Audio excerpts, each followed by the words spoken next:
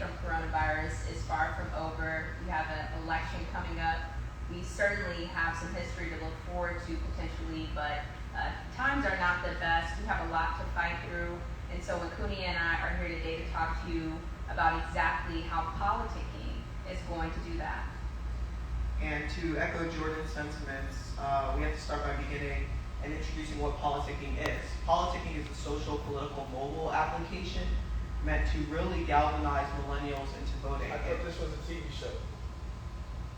Is it not? You're introducing an app right now. Yeah. But this is politicking, the TV show. All right. Like that. Change the narrative. Okay. Can we reroll that? Yeah. All right. So to begin, we have to introduce. The way I would approach it, segments, right? Mm-hmm. So you have your intro. Within your intro, you're going to say we're going to talk about this. We're going to have a special guest. You introduce the show. Perfect. And then, you get your next segment. So it might be with me. Okay. Yeah. Or your first segment should be whatever y'all talking about. Like right. Almost like how, like our senior hall might do a monologue, but don't do a monologue. Make it about what's on your mind. Do da-da-da. Usually that should last about 3 to 5 minutes. Mm-hmm. Then go on to your next segment. And then when you get really hot and get clicking with the politicking, you have stuff in the background to support what you're saying. Mm-hmm. That's how it approach. So, Winkuni, let's politic real quick. There's a lot going on right now. Well, first I didn't do the intro. So first you have to introduce the show, introduce who you are. Yeah. You might want to talk about what politicking is as an act, and that's how it became a show. All right. And then you go into your subjects and da-da-da, and then you go into your next thing. Yeah. All right. How's everybody doing? You're talking to Jordan Wilson and Winkuni Siant of Politicking. And right now we're doing just exactly what we call our company. We're going to politic. We're going to talk about what's happening today. We have a special guest, and we're really going to get you guys informed and engaged about what's going on in the world. I would say it's a TV show. Okay. So it says a TV show. Talk about it and be like it was based on an app we started and Okay. it turned into a show, and now here we are. All right. And you introduce yourself and give a little history of who you are, and you introduce yourself, and give a little history of you, and then you talk about what the show is going to be, and then you go into that. Cool. How's everybody? How's everybody doing today? Thank you for joining Politicking. My name is Jordan Wilson. This is Winkuni Siant, and we're both here to let you all know why we've started a show and a company to get young, black, brown, and disconnected people engaged with politics. A lot of people feel like their vote doesn't count. A lot of people feel like their voices do not matter. Politicking is a platform and a show that helps you understand exactly why that's not the case. So we've got special guests today. We're going to politic for a little bit and get you informed on what's happening. But the last thing that we want you all to do is watch this show and feel like there's no way that you can make an impact in politics. Yeah, so to begin, a lot of people want to know what is politicking and how did politicking, the series, The Road to Elections, come about. So politicking started back in 2016, born of an idea of myself and Jordan, when we walked into polling precincts and realized we knew little to nothing about what was going on at the bottom of the ballot. So a lot of people are going in to vote November 2020, and it might be their first time, and they only know about the presidential candidates. But what we came to realize was that there were other people on the ballot that mattered just as much, if not more, than those presidential candidates. And so with Politicking, the series, we're really coming to you to demystify who's on the ballot at a local, state, and federal level, and the issues that affect us on state, local, and federal levels. So whether that be education, national security, or immigration, we're going to be bringing to you live and direct. And so we're really, really excited to politic today. We're excited for our special guest, and we're just excited to chop it up with you guys. We know that right now there's so much convoluted stuff going on within the political spectrum, and so really we're trying to cut through that noise and bring it to you live and direct. And what we want to do is make sure that we relearn. We've been programmed to feel like things are the way they are just because they have to be. That's not true. We have a special guest who will break it down exactly how he's disrupted things and how he's just helped set people on a path of independent thinking and learning for themselves. Nice. So let's put another chair there for me. Yeah. great. Thank you for coaching us Did through you it. guys go to different universities and talk? Like, No, we went to Howard. you guys should go to some, like, predominantly white, because, like, for example, like, I went to CSUN. Ah, It would be good. It would have been nice to have somebody like you guys on campus talking about, especially to the Africana. We want to go to like different universities, communities. Want to do a college tour actually. Yeah, you guys should. It would have been nice to see you guys on like my campus talking, because I was like an Africana Studies minor, and it would have been cool to have you guys Yeah. talk to us. Where more. did you go to school? Cal State Northridge. Okay, cool. I got a degree in kinesiology and then a minor in Africana Studies. oh, nice. Yeah. No, we're planning that college tour. Things got disrupted because COVID. Like Of course, obviously a lot of people aren't on campus. It'll be dope to go to like, you know, That's a good time to do it because you don't have to physically Yeah. go there. Exactly. PWIs, We can just especially. live No cost, stream it. no cost. And Texas has a lot. Just do it. Yeah. Zoom's the easiest shit in the world. Yeah. You know? It would have been definitely cool to see this on campus, because I have no idea. Like, because the thing is, you have to figure out how to have these people engaged. Like right now, is education even helping anybody? I'd be like, what the fuck I'm in school for right now? I'm doing all this shit, and I can't even go. And if I did go, I still have to stay in the house. Yeah. That's it. You feel me? I'm pissed off. My daughter's in college, and I can pay the same exact price for Online, And yeah. she's telling me, she's like, this shit ain't even school. I got the answers right here. I'm like, she's like, I'm just showing up. Honestly, 60 racks a year. they should have cut that in half at the very least. Off top, but it's a business. That's why they make motherfuckers go to school in the first place. That's what's pissing me off, man. So, look, what's the best angles? I think you should be in the middle, yeah. So, You'll come back. We're back. I'm here with our special guest, David Dash. Cool. You can ask me can a you question. kind of straighten yourselves out, because you look a little crooked. What, How don't long look. was it? All on you. Oh, you're good right here. How long ago did You see what I was talking about, right? you do our interview? One to three? August 5th. What's the name of it? August 20th. 15 days later. Should I do a boomerang or a video of him with them? Almost 2 weeks. It's a boomerang. Yeah, you know. Listen. I told you we follow up with you. Pitch them like action. All right, you ready? Is this a Yeah. is this alright though? Like how we're situated? That's good. Oh yeah, no, it looks great. Yeah. Okay. Let us know when you're rolling. You're rolling. Show. We're back with our special guest, entertainment mogul Damon Dash. He's obviously done a lot in music, in fashion, and obviously in culture, but we're going to let him talk about how he's continuing to be an innovator in film and entertainment. And we also, you got to redo that, sorry. It's rolling. Yeah, you good. We're back with entertainment mogul Damon Dash. He's obviously done a lot in music, in culture, but we want to know from him what he has going on now and how exactly he's helping our culture relearn. It's all about engagement and standing up for what we want. So Damon Dash is going to tell us all about what he has going on now and how he's continuing to inspire our culture to move forward. Thank you. Well, you know, I'm 49 now, so I can reflect.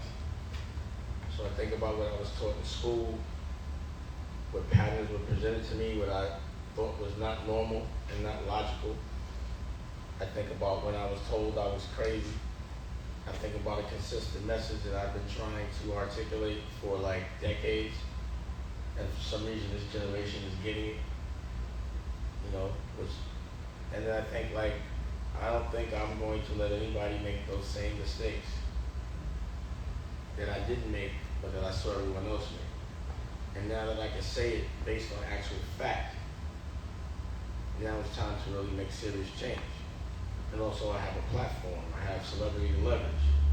You know, I consider myself sometimes the DNA of culture that exists. And I documented all the things that I said was gonna happen that actually did, from styles to mentality. So like in school, I remember feeling like I could never be the president because I'm black. I remember learning things that I didn't think made any sense for what I wanted to do as an adult. I don't remember being taught how to be an entrepreneur. I don't remember being taught how to be healthy. I remember being taught that God was white and looking at a picture of that all over the school. I remember wondering why I'm in a hot school while the sun is out and I want to play. And why I'm getting yelled at for feeling this way. And why am I getting yelled at anyway? You're not my mother or my father. And then I remember doing things completely different, even being told that I shouldn't. You know, being considered a class clown, even though I felt I knew more than everybody, and just completely being successful and helping other people be successful. And also, when I see someone oppressing me that's not from my culture, I tend to call them out. And I see how everyone around me reacts when I do that, despite how successful I am. I see people actually commit to a lie just because it's told to them confidently, and get mad at the truth just because it's told to them with a certain kind of emotion that triggers them. I see my culture fighting each other and another culture laughing at us and making money from it. You know, I see when I go to court, jail, it smells and the lighting and the bricks and the colors of the paint are similar to school. And I wonder why. You know, I don't see therapy or farming or any of that. And I think that if I had an oppressor strategically, if they didn't want me to know I was a slave so I wouldn't fight back, then they would make me think I was free when I really wasn't. And that's what this looks like to me. So what I did is I'm like, you know what? They leverages our escape, the entertainment factor.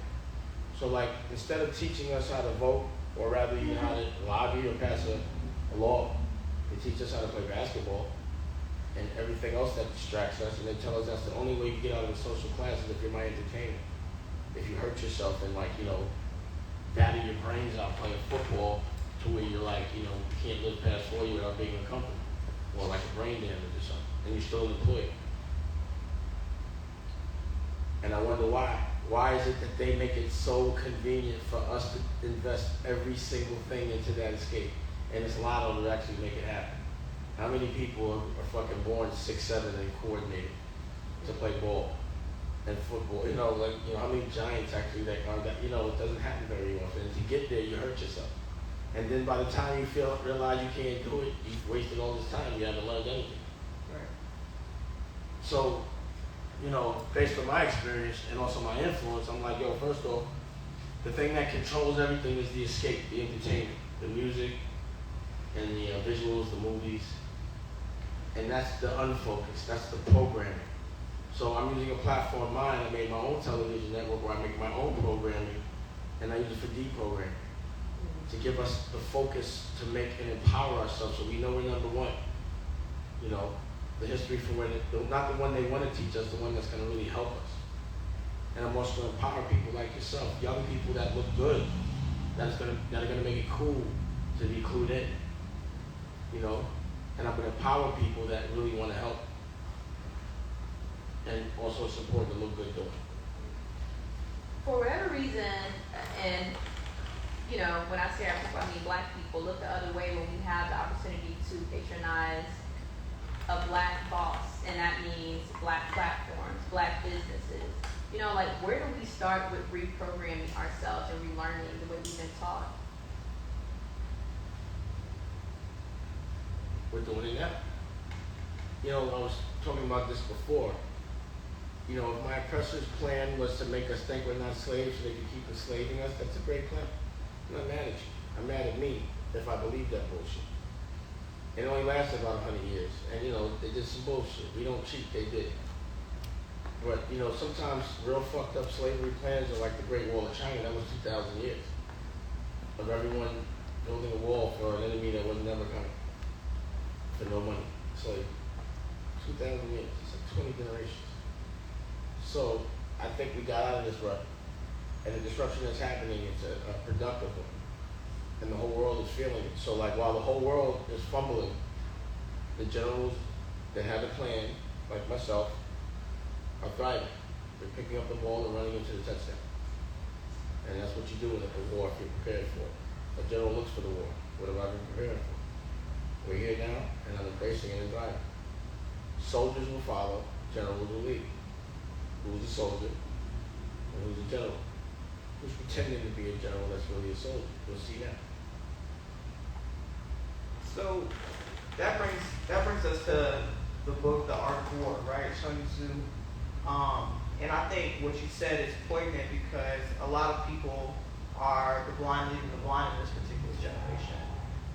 But you said a couple of things earlier that I wanted to touch on. So you felt like you could never be a president because you're a young black man. How did the election of Barack Obama shift your idea about that? Or did it shift your idea about that at all? It was amazing. Right now, the last presidents, or the last two that we have to remember are Trump, a white man, and Obama, a black man, who we still look at as the president. We don't even acknowledge him as the president. That's a black man that everybody's looking to forever. It's changed the narrative for my daughters, because Tallulah doesn't even know a world without a black president, or a black first lady, or a black vice president. She's supposed to be president. Yeah. It's all about her right now. She can't lose. And, you know, I think what's going on right now is the timing is right. Yeah. If you want change, there has to be some kind of disruption. That's what disruption is, change. Doesn't mean violent, it just means doing things different. You know, but I think the biggest issue at hand right now is the fact that they're sending our principals and our kids to school knowing they're going to get sick. We know this is going to happen. It's happened every time they opened up any school already. The ones that opened up early, somebody got sick immediately, they had to shut down. Like, why are we expected to be looked at now? Like, why are you going to turn a teacher into a soldier? Yeah. You think it's greed? Yeah. You know, the only reason why they tell you to come outside is to stimulate the economy. And soldiers are going outside because they're told. Like, nobody told me to quarantine, I'm still quarantined. Period. I think what you said is extremely important, and I know that you've had the opportunity of speaking with a lot of different principals across the United States, and a lot of people don't understand kind of how the school system works. So taking a minute with politicking to educate people on that is, this is exactly why, ladies and gentlemen, it's important that you're voting at that local level. A lot of people don't know who represents them in terms of their superintendent.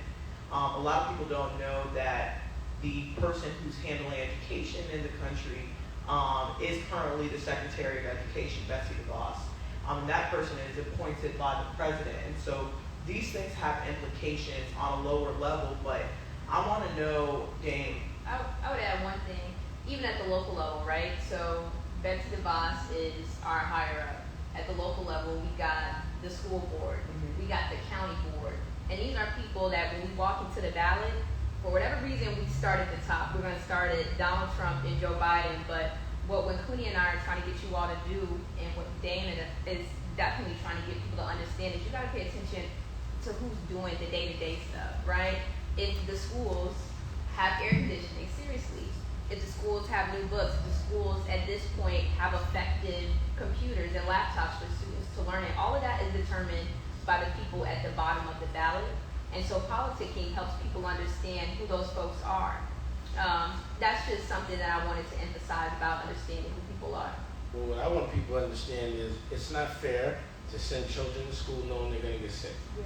It's not fair to send teachers or principals to school knowing that someone's going to get sick. It's not fair for us in this moment for the next year to be risking everyone's lives just to stimulate the economy. It's not fair. I'm not all right with it. And I sat with the OSG network, 60, 70 principals, and all of them are like, yo, we're gonna do what we gotta do to protect those kids. They're gonna put their lives in jeopardy to protect the kids. And I'm like, yo, if one of y'all gets sick, and God forbid somebody die, I'm not going to be happy about that at all. It's not fair, because the people that are sending the order, their kids ain't going to school. So And that's not right. who do they have to turn to then? Like, what's the plan of action? The plan of action is to use my platform to bring awareness to it. Because they're not going to fight, because they're not taught to fight, they're taught to teach. It's not fair to turn a teacher into a soldier right now that actually saved their own life. So the people that care got to have to say something. It's our responsibility to protect the principles, protect the people that are fighting for us when we don't know they are. And they'll never let us know that people with our colored skin are actually fighting for us, that we protect us. That's what we have to make cool. Us protecting us, not them or asking them or being happy when they give it to us. I hate when people give me shit. I'd rather earn it. I would hate for someone else to take care of my child. Why would I want somebody else to take care of my culture? We can take care of the culture. Those principals shouldn't have to be scared if they don't.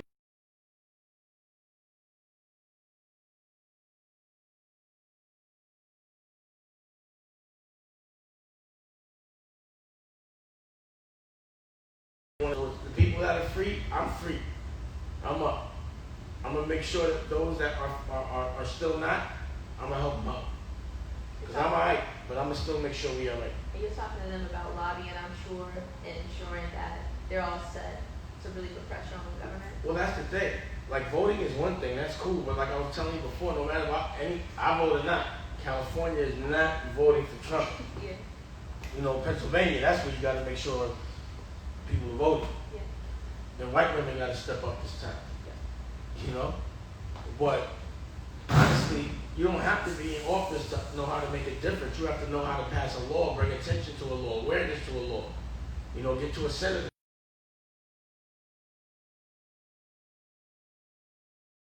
That makes sense for everybody. If you ain't talking that talk, then don't talk that talk. But that's really how it helps. Making laws. If you're the president and you don't know how to pass a law, that's why Trump's ineffective. You don't know how to lobby. He pisses everybody off. If you can't get a law passed, you can't do shit. But you don't have to be in office to get a law passed or help or bring awareness to it. And again, not understanding these things should be uncool. Knowing these things, being savvy at these things, that should be the new flag. It has to be the new flag, quite frankly. I don't think we have a choice. I think 2020 has really forced us to confront ourselves. I think black and brown people have to start looking in the mirror. Somebody needs a re-up. Keep it real over here. Oh, man. Thank you, I appreciate it. Thank you so much. But I wanted to touch on another topic that you kind of talked about, and that was the preschool to prison pipeline. You said that in school you realized that the things that you would see, the orifices you would see, the buildings that you would see, looked very much like what you saw in the prison system. Talk to us more about that. The plan to go to school during COVID is prison. Straight up. But when you, first of all, it makes no sense to take your child from their parents and give them to a stranger that could be looked at as mediocre. They got a 9 to 5, they work for a Friday, and they take off on the whole summer. Teach, no disrespect to teachers. Or just outside enjoying the sun, you gotta sit behind a desk for 8 hours.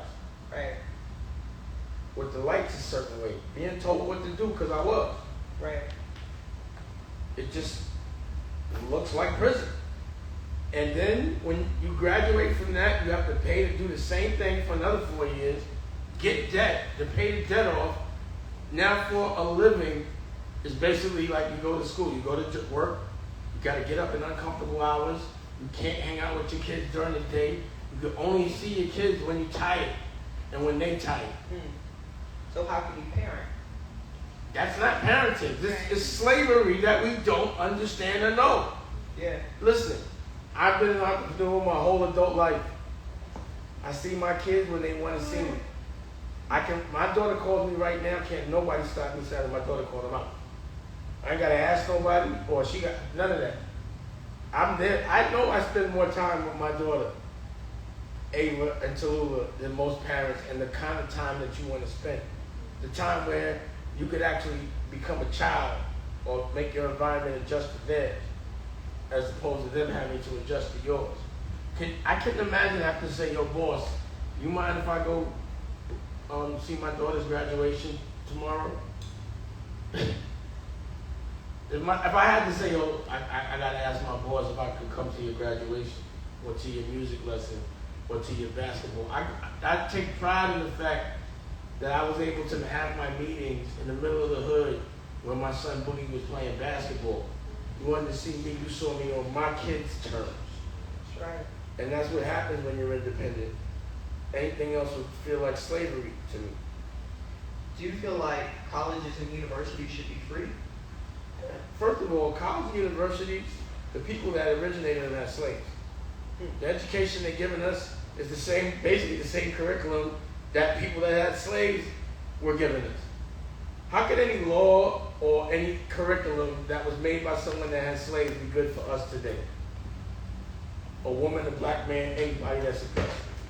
Them shits is put to oppress us. Any religion that you was giving me when I'm a slave, I don't want that shit now. Period. How the fuck could Jesus, a European interpretation of the name, because the actual name is Yahshua, but we still say a European interpretation of the name, and none of that shit happened in Europe. And we look on the wall, and Jesus supposed to have blue eyes and blonde hair, pale, with all that sun out. That's programming, bro. That's intention. I got a question for you in terms of reprogramming. And you mentioned Kamala Harris, the historic election that we've all experienced, or historic nomination, perhaps She's winning. historic That's election. done. All right, so he says it's done, but not everybody feels as welcome into the idea. Why is it so hard for people to embrace that history and change? They're programmed. They're programmed. It's programming. Something's pushed in your face every day. Those same people that are uncomfortable with that are probably just uncomfortable with life. I bet they're depressed. I told you before, name one person that you know that supports Trump that's happy, that's not miserable, and that could dress. Name one stylish Trump fan. Name one swaggy Trump fan. One. I'll wait. What's One. Just one. The one that has any influence or What swag. about your homeboy? You don't want to talk He about threw the hat off, and you know he's bipolar. So anybody that's not bipolar. That's fair. That's fair. So right. So it makes sense he likes him, right? Yeah. All right. So as we move into But he that, took the hat off too. Yeah.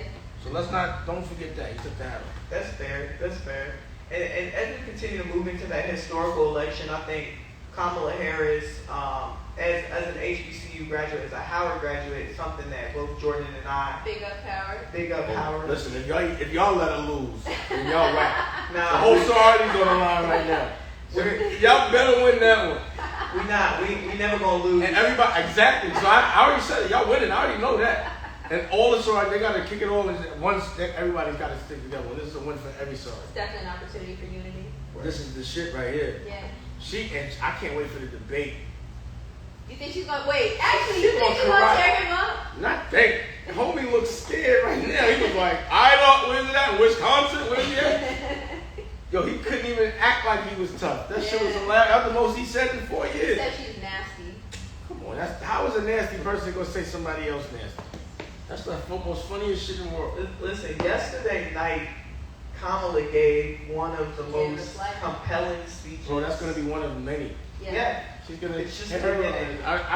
when she was first, I wanted her to go for president. Yeah. But I think this might be better. I think it's a setup for the next couple of years. So we about to have the Senate. Basically, Trump is the greatest thing that ever happened for us. Yeah. 4 years of bullshit for 16 years and just killing it. You know what Rick Ross Thank you, said? Trump. You know what Rick Ross said? I'm happy Donald Trump became the president because we got to destroy before we elevate. Nah, I'm telling you, he brought all something. There wouldn't be no Harvey Weinstein in jail, no Me Too. This nigga changed everything. Yeah. I'm telling you, like, you gotta always find the light in the dark. Yeah. I found the light in it a long time ago. So I want you to talk a little bit more about Dame Dash Studios and your platform.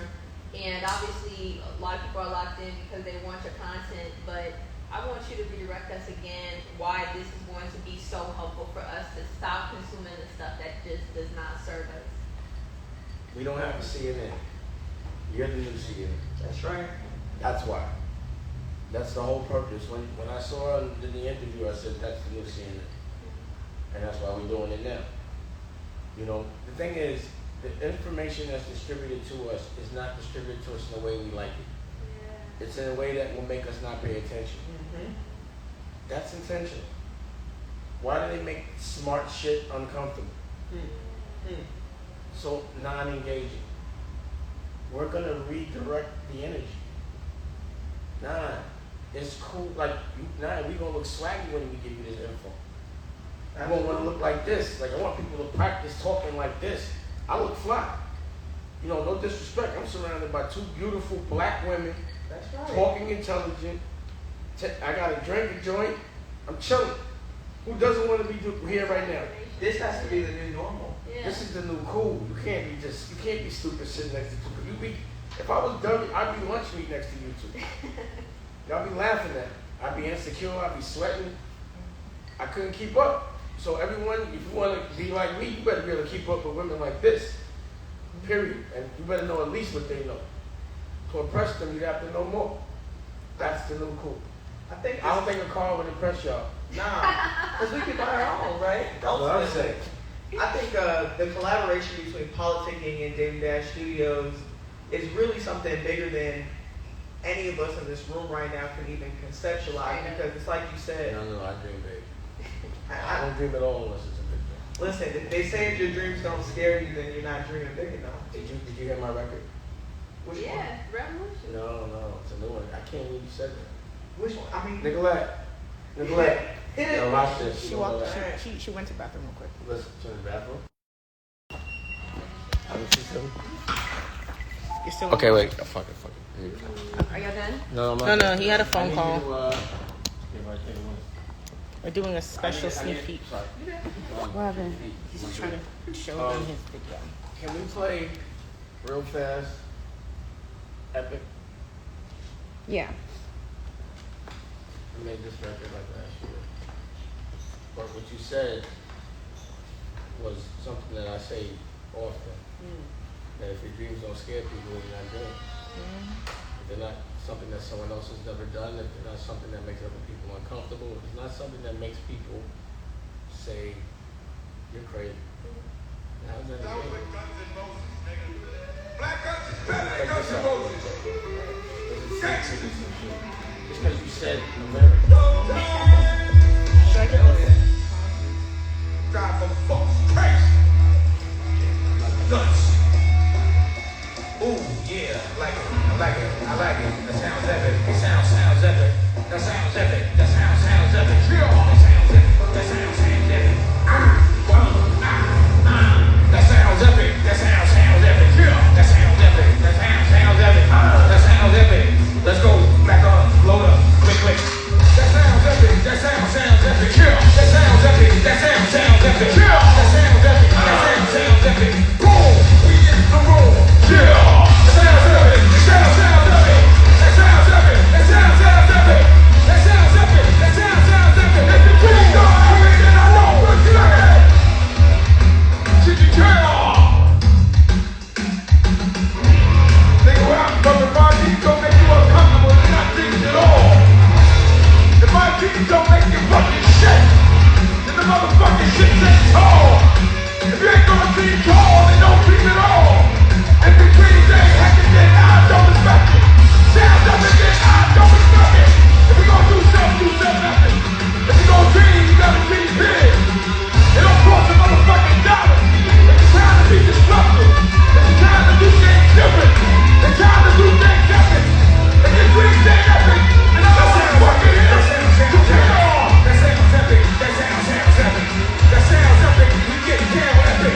Sounds so epic, and we all so epic. That sounds epic. That sounds so epic. That sounds epic. That sounds so epic. We are epic. We are epic. And this shit so epic. Double time, yeah.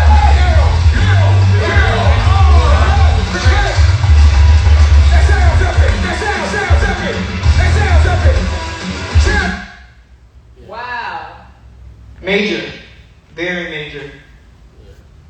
So, no small thinking around you. You have 2 daughters. You have a son also. 2 sons. 2 sons. Wow, you have 2 Another one coming. Wow. Congratulations. Congrats. Oh my goodness. Legacy. A lot of it. What's the fire you lighting them? I mean, in light of legacy and not letting up. You know, it's funny because my kids, I'm the most least famous around my children. I promise you, they just they only realize it after in their 20s. They're like, why are you even famous?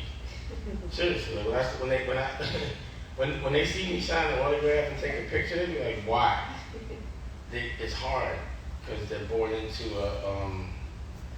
I made it where they didn't have to feel what I had to feel, except one thing I fucked up, which I'm gonna do different. It's about breaking patterns, right?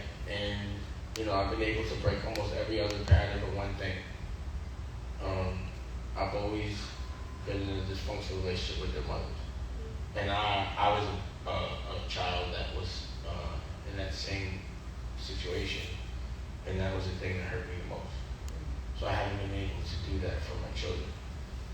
But I'm gonna do that for this one because she's cool, really cool, and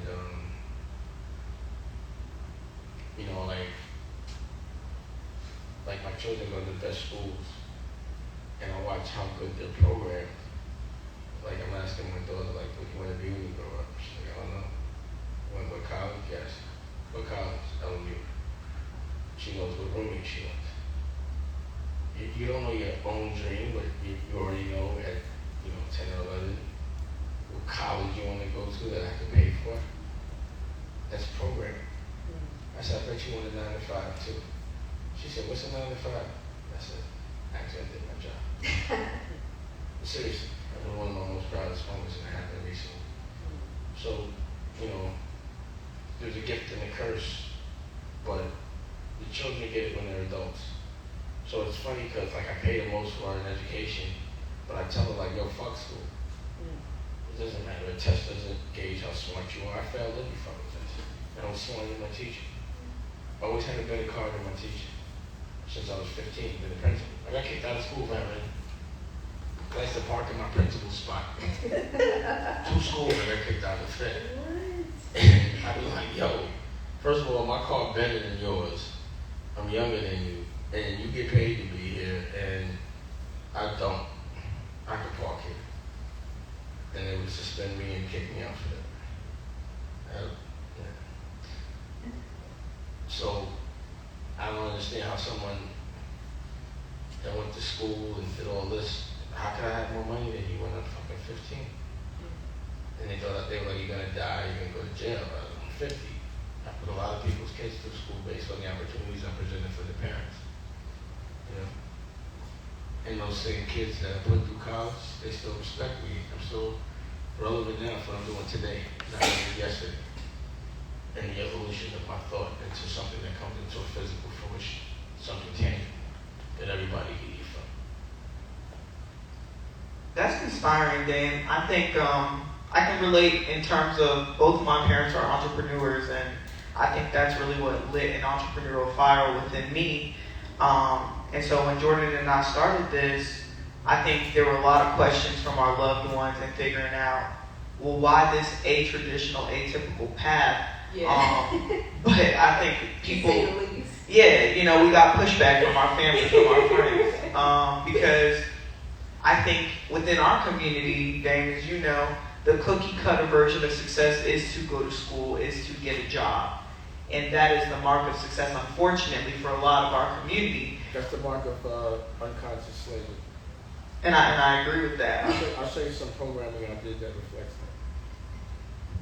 If you want to see it, I can show it to you. Yeah. Neglect. Can you show them Dress to Kill, episode 1? Yeah. And what you'll see on the screen is the actual streaming service that you're now part of. That's also a 24-hour network that you're now part of. But yeah, my intention is for you guys to be the new CNN. That's what we wanted. That's what we are. Bigger than CNN. Yeah. Well, yeah, absolutely. Because again, we've never had our own network. We've never been able to empower the people that we consider heroes. When I went to the Black Caucus pause last year before the end of the world, the only people that really got applause were people that Donald Trump yelled at. And it's like knowing Senator Eddie Norton and Congressman Andre Carson, knowing what they do that never gets publicized and the shit that does. That's because why would Fox show us helping us? Showing a black man getting a law passed, or even getting a law passed so everyone gets money. and then Trump puts his name on that check and calls it the Trump check. And Congressman Andre Carson got that done. Black guys, hold up! Click, click!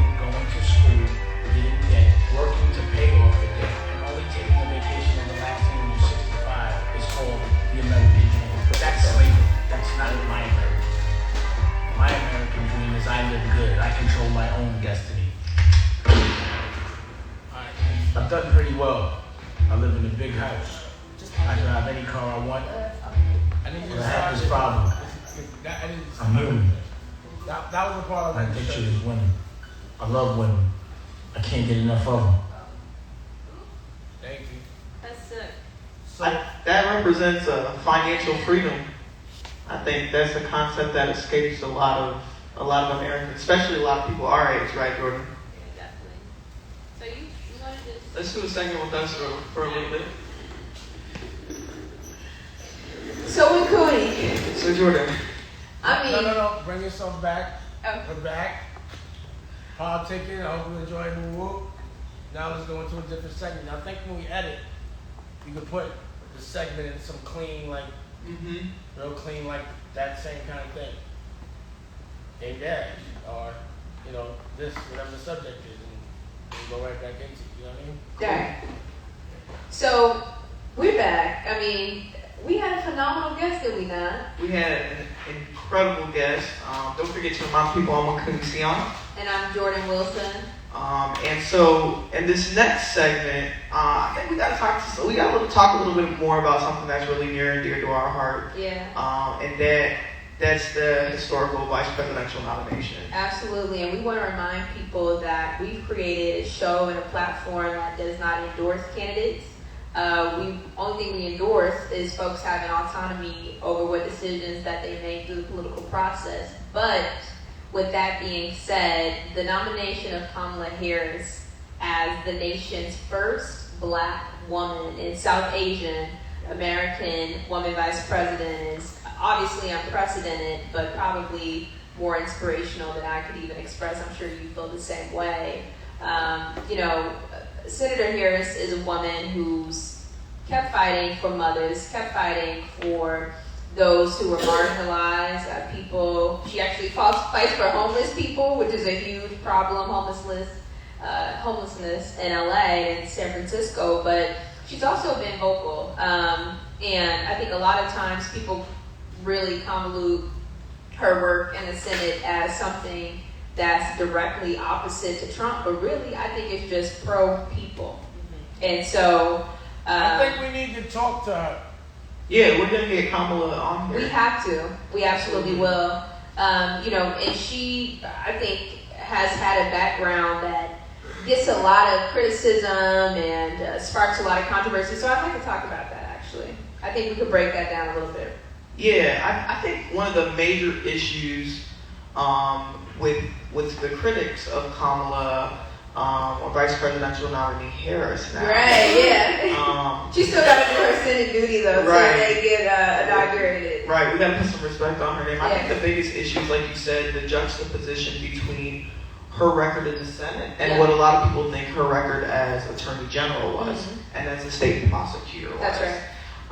And so I know you read her book. Yeah. Speak to the people a little bit more about what you gleaned from her book and why you had a better understanding walking away about her prosecutorial record after reading that book. Yeah, the book is called Smarter on Crime. It's really not a biography, but it is a biographical framing about her work as a prosecutor in California. You know, a lot has happened in the Bay Area, right?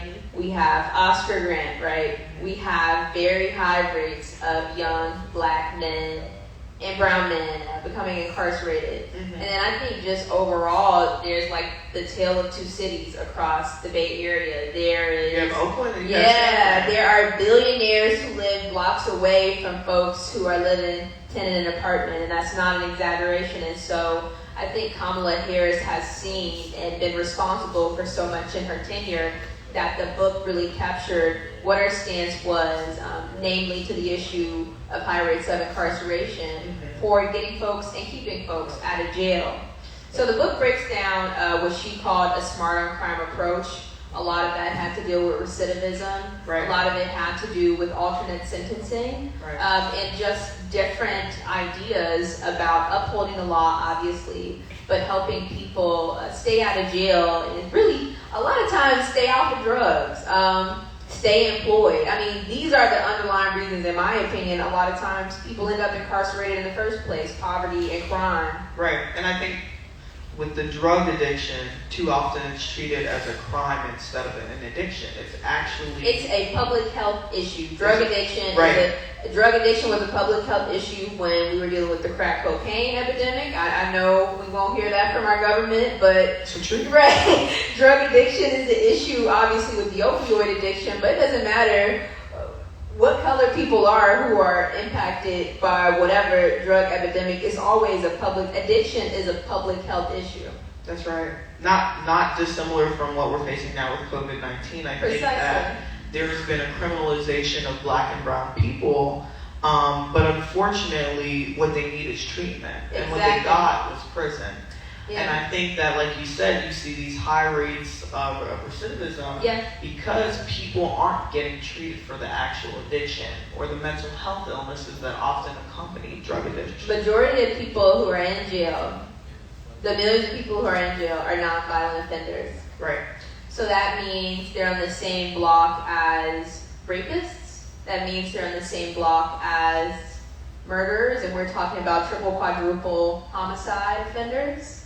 That means that someone who's been responsible for petty theft or for whatever alleged crime, like Khalif Browder, rest in peace, they end up in the same predicament as someone who's produced a heinous crime. But our criminal justice system has it set up where everyone is looked at in that particular circumstance the same. And you know, we actually got the opportunity to have Akeem Browder, Khalif's older brother, on the politicking platform. And one of the things that he said that really stuck with me was that his brother was sitting in jail because he didn't have enough money to pay bail. That is literally why he was in prison. And that is the story of countless black and brown people throughout the United States. It's not necessarily that they deserve to be sitting in jail for months and years sometimes, but really that they don't have enough money to their name to clear cash bails. They don't need to be in jail at all. First of all, Khalif Browder, there was nothing substantiated about his arrest. And I think that's the case for a lot of people. You know, wrongful convictions. He was a minor. He was a minor. Wrongful convictions are such a real thing that they don't need to be in jail at all. I think a lot of people are getting scared about widespread calls to defund the police because, and they're right, if they feel like that might mean that your average criminal doesn't have to go to jail. That is what that means. Jail is not a promising place. Jail doesn't keep us safe, systemically speaking. Jail doesn't actually set someone on the straight and narrow so that all of a sudden they just stop committing crimes. jail is the bare minimum, I think, in terms of a solution that will really move society forward. And so you're right. I think Akeem just really illustrated a story and a narrative, an important one nonetheless, that shows why our criminal justice system is ineffective. And that's why we have to bring people like Michelle Alexander and our friends from the Dream Defenders, Rachel Gilmer, Phil Agnew, shout out Phil. Shout out to him. And I think one of the things they've taught me, and I can probably speak for you as well, is we have to reimagine a world without the carceral system as we know it. Yeah. That doesn't mean that it may not exist at all, but the carceral system as we know it is fundamentally flawed. Yeah. And it was not designed to protect Black, Brown, Indigenous people. And It's so quite cancerous to us, actually. it's cancerous, it's carcinogenic, and it's infiltrating our communities. And so when we spoke with Damon about the fact that the schools look awfully similar to the prison systems, that's by design. Yeah. You know that. That is the preschool to prison pipeline. That's something that is by design. The fact that carceral systems are so reminiscent of chattel slavery. Yeah. The fact that it's so similar to plantations. The fact that they're on the very plantations that we were once enslaved on, it's not by mistake. I think it's a constant reminder. And when we think about the police, we have to understand their original role of the police were slave catchers. And that position has evolved, but really devolved over time. And so we see that we're in the same position. Yeah. We're in the same position that we started on. Things have come full circle. And so as we're in this COVID-19 pandemic, I like to remind people we're also in a racial injustice pandemic. I think that, have you ever had an injury? Or have you ever just like slightly injured yourself and then you feel like it's going to get worse and worse, and then the next morning it's swollen? Yeah. You can't walk. Yeah.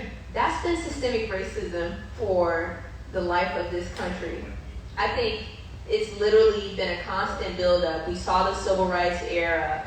We experienced the women's rights revolution. We experienced a revolution in workers' rights, so to speak. But I don't think any of that work has been fulfilled because for whatever reason, we're just convinced that those are just moments. Those are just brief stints with racial and political strife. But I really do think that's the history of this country.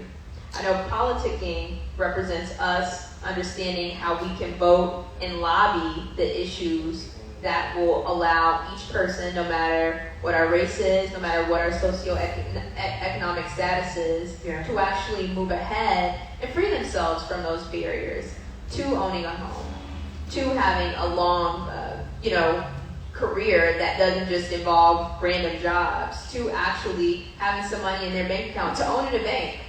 And I think you identified something pivotal, Jordan.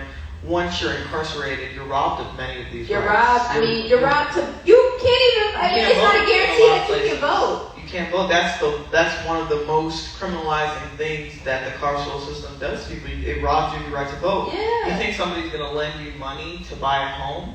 People, I think a lot of times miss what we say. When we say that we're speaking to people, but that we're actually helping eligible voters, that's because we're talking about formerly incarcerated people who will never have the right. Yeah.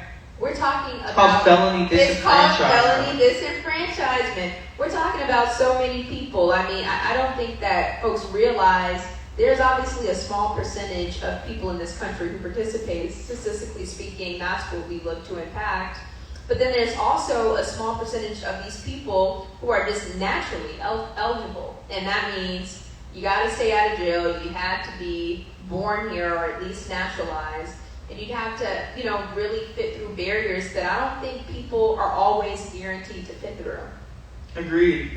And I think taking it back to Senator Harris's policies, I think a lot of people forget the fact that 20 years ago, it was lauded to be tough on crime. Yes. People wanted you to be tough on crime. Yeah. And I think now, as people become more progressive and liberal in thought and see the detriment of the carceral system, they've realized, that's not good anymore.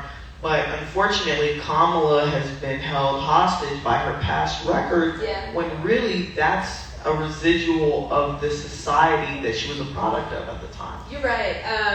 a guy who I think the Democrats embrace as one of the best Democratic presidents was actually the most strict president we had ever seen as it comes to criminal justice reform or incarcerating folks. So that means that, Who was yes, Richard Nixon, that means that, yes, Richard Nixon, really, as history tells it, sparked the war on drugs, so to speak. And that means Reagan certainly perpetuated that. But really, Clinton set up laws and passed legislation that would actually set it up so that, for instance, the Three Strikes Law locks folks away for the rest of their lives, nonviolent or not, doesn't matter. When you reach that barrier, when you reach that mark, the law is that you are going to be locked up for the rest of that life. And again, this is someone that the Democrats consider one of the best Democratic, if not the best Democratic president. Sure. And I would say that I just speak objectively about that because, like you said, that was the tough on crime era. Yes. It was a no tolerance, zero tolerance posture towards people who were committing crimes, no matter what the nature of them were. Right. And I think that now that we're in a new generation, we're in a new era, people have to really think about that when considering Kamala's past records on, her tough on crime or smart on crime laws or prosecutions at the time. And then people have to consider the historical context, but then they also have to consider what she's been doing now. She introduced the Justice and Policing Act of 2020. Mm-hmm. She's fought against cash bail with Rand Paul. Well, they say black people don't forgive. Is that true? I hope that they do because that's something that should be considered. We don't endorse candidates, but we definitely want them to understand what they're deciding on. Yeah. So a big part of Kamala as a woman, as a black woman, as a black and Asian woman, I think, was her attending the prestigious Howard University. Shout out Howard. Jordan and I attended Howard University as well. So HU. You know. You know. So I think a lot of people have questioned Kamala's blackness. Which is hilarious. And it is laughable. And for me, I think attending an HBCU and going through that experience, because it is a process in itself. Yeah. I think I can never question anyone who came out of the HBCU's blackness because I understand what that did for me. Mm-hmm. As a woman, as a black woman, what it taught me about my history. Right. As a Caribbean woman, Kamala's family's from Jamaica as well. My family's from Haiti, and so I felt this inextricable connection to my culture while attending Howard University. And so, do you think that black people are going to be able to trust Kamala Harris in this 2020 election? I think some will. I think you're able to do whatever your mind is set on. I think you're able to find reasons to love somebody when they tell you they're horrible or they show you that they just have zero interest in the fulfillment of your relationship. I think you can find reasons to hate somebody, no matter if they show you that they're wonderful, that they're for you, and that they're absolutely willing to stand up for you. And so I think that voters will find themselves naturally starting from one side of those, and some might be more close to the extremes, or some might be somewhat in the middle. But I think that they can find themselves liking her, to your point, or at least what I think the question was, and understanding that she actually will be an advocate for black and brown communities when they look at the bigger picture. Like I said, she's fighting against cash bail, which is something that put Khalif Browder in jail and ultimately led to his untimely death. She introduced the Justice and Policing Act, which a lot of folks criticize as not enough, and to some extent that's true. But she's done so much, I think, that is for folks getting out of jail, and again, for people not ending up there in the first place, that says if criminal justice reform and just the widespread fight for systemic justice is something that people want to see. Mm-hmm. She says this, justice is on the ballot, and she's absolutely right. And I think that she's shown herself to be somewhat promising, if actually not somewhat, but promising of a candidate that will deliver that. So I think that if people do the research and pay attention, they'll see that a lot of the claims against her as someone who won't actually advocate for justice are just unsubstantiated. Yeah. I mean, it's on paper, like you said. She wrote a whole book about some of the programs she did. She offered folks jobs in retail. as a way to really serve justice on nonviolent offenses. And so I think people just have to continue to do the research and understand that when she says she's someone who takes widespread fights for systemic justice seriously, she really is. Yeah. I'm excited to see what's going to happen. Reconfiguring and reimagining your political identity. And that doesn't necessarily have to be one thing or the other. I think people have to understand that Black, brown, indigenous people were nuanced. Yeah. We're not a monolith. We don't all vote the same. We don't all come from the same place. It's many experiences into one. We are a collective people, not a monolithic people. And that's right. And I think from the outside looking in, the hegemony doesn't see that. Yeah. But we see that, and I think that's why creating platforms like politicking, like Game Dash Studios is so important. Because it allows us to uplift. And I'm a kind of person, I think a rising tide lifts all boats. 100%. And so if we're doing good for our community will do good for us. And we certainly are doing that, doing our due diligence to get people educated, informed, and activated. We want to remind everybody who's watching now, of course, to stream Dame Dash Studios. You would really, really be missing an opportunity to get, obviously, top-of-the-line production, top-of-the-line content from an entertainment mogul himself, but really to get a peek into what the future of programming looks like. It means programming that is run, owned, and created by us. We'd also like people to download politicking, to engage with the platform that you and I created to make sure that there wasn't another election that came by when we felt like we didn't cast a vote that we actually cared about. That's right. And of course, that a lot of the stuff that's happening in the political ecosystem may or may not have anything to do with us, but not understanding it and not knowing it and not understanding how to engage with it in a way that could serve us is really, really detrimental to us living and being, just upright citizens. Yeah, and there's two other things y'all gotta do. In addition to what Jordan said, that is also, in addition to downloading the app, y'all gotta go to www.politickingapp.com. Right now. Go find our GoFundMe at Politicking 2020 donates. One thing that I think people don't understand is the importance of supporting Black businesses, supporting our own communities. And politicking is really homegrown. That's why we're able to be nonpartisan, is because we're not accepting those big political dollars. We want to fundraise based on what y'all are seeing here. This is real, authentic, and raw. And so we want to be able to continue to do that. The best way to continue to do that is to self-fund. And so we're asking for your help and encouragement by donating to politicking on our GoFundMe app. And the last thing I would say is don't sleep. Definitely check out our social media.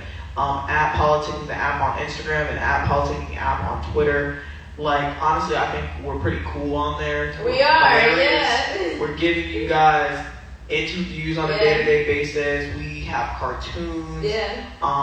We're working on so much, and so I think we have one of the most creative minds in entertainment. Yeah. So, it doesn't get me and that's how we landed here. Yeah. So I think if you are not following us on social media, you're sleeping. You gotta get on that soon. So definitely follow us, check us out, and we're going to continue to bring you the information. Yeah. Thank you guys for spending time with us and politicking. Yep. I'm Winkuni, and that's Jordan. You guys did great. Thank you. Letting us. I'm like, wow. I don't know if I should end the live or not. I feel like it would make sense to end the live. Yeah, you can. Stanley's like, you got your own live. I don't know. I'm not going to lie to y'all. Hold on. Let me text Nicolette. I think we should end it. Okay. You guys did amazing. Thank you. You guys are very, let me say, what's the word? What's the word I'm looking for? If I was younger and I heard you guys speak, it'd be very inspirational. You know what I mean? Like, if my younger self heard you guys talk, like, it would, like, inspire me. You know what I mean? Yeah. Like, that's what I was saying. I wish you guys were at my college because a lot of kids, like, when I was in school, could have benefited off of this a lot. Like, I didn't vote in the last election. And the only reason why I didn't vote... You're going to go with this one, right? Yes. Yo, sit there. Come on, girl. Yo, sit there. But the reason why I didn't vote in the last election was I wasn't... nobody told me nothing about it. Like, I wasn't, like, educated about it. All I knew was Trump and Hillary. And I'm just like, And you feel like you weren't like you like I how wasn't did you feel about that? informed. Okay, but I mean, like, were you like that almost doesn't? Yeah, I you was just felt like, affected? I was like, I don't like either one of them. I guess, whatever. Gotcha. And then I left it alone. Gotcha. And then, and then I thought about it. I kept, as I got a minor in Africana Studies. When you go into these classes more and more, you start learning more about not just the African American mindset. Because people go into Africana Studies, they think it's just you're learning about African American history. That's not what it is. No. It's so much more than that. You know what I mean? And I went in there so skeptical, like, oh, whatever. Let me just get a minor and just do something. But then I came out of it. I don't want to say like awoken or something, like woke or whatever. Yeah. But I came out. It changed your Enlightened. mindset. Yeah, I started to enlightened. understand more. Yeah. That because are you African? I meant to ask you. I'm Caribbean, actually. Okay, because your Haitian last name. American. Yes, it's seance, French. Yeah, I was like the last name. And it's like I Are went in you? there. I'm Nigerian. Oh, Ah. So like the culture is different. You know what I mean? So like I cool. I've been to Nigeria. really Yeah, Vegas. I went to Lagos and Abuja. Oh, so you partied. Yeah, I definitely Party. Those are the party cities. You haven't been to a party unless you went to a Lagos party. I'm Girl. saying. I can't wait to go to Nigeria. Oh, let me I'm tell you Lagos. something. I'm a It Lagos is shit, lit. honestly. It is. I went to a party. Let me not say a party. I went to a couple parties. And I kid you not, my little American self was tired. I was like, it's 1 a.m. I'm tired. No, They're they like, the went party till just 6. started. They're like, the party just started. I was like, you didn't drop me off at home. They went until 6. But yeah, the absolutely. culture is different, and I started to understand more. I don't want to say of the African American culture, but that's what it kind of it was. It was like Because it is different. it's different, and I started to understand and started to feel for like when a lot of kids, for example, my college had a 30% dropout rate for African Americans by second semester, and I was just like, wow, That's it's crazy. And in my head, we're trying to think, oh, they just didn't want to do work, but it's not that. It's money. I've learned about food deserts. Yeah. I've learned about families. I've learned about entertainment. Is like, so I'm like saying like stuff like this is like I wish we had it more in schools, especially in high schools Yeah. for kids. Right. Because high school, you don't know about better. You just know what they tell you. Right. Literally. You just know what they tell you. Literally. You're going along with everything. Like, oh, okay. No, I think it's like you said, like what we're doing, and thank you for the compliment. Like what we're doing, I just commented, I dropped the app in there so people could follow Oh, us. so what? Oh, and he already has it like pinned. Okay. Perfect. And you guys can follow Jordan and I too. And I think another really good platform you guys should definitely hop on is TikTok, because that's where a lot of your younger audience would be. And do you think they'll receive the information there? as well? yeah, they Cool. would, and they would appreciate it, because it's like I'm more of a visual person. Yeah. So like I like to see things, I like to see numbers. I like to see what is being changed, and just getting on that would be so amazing, because I really like what you guys are doing. Just listening to you guys talk in the last hour, I was like, they know what they're talking about. Thank you. Appreciate that. No, we're gonna keep it up. I loved it. He's doing something I haven't seen anyone else with a platform do. Yeah. They're done with it. Can I get off the Yeah, but I wanted to show. So, you want to know something Hi. crazy? Wait. So, I'm gonna get off live. these guys next door, you can take it off.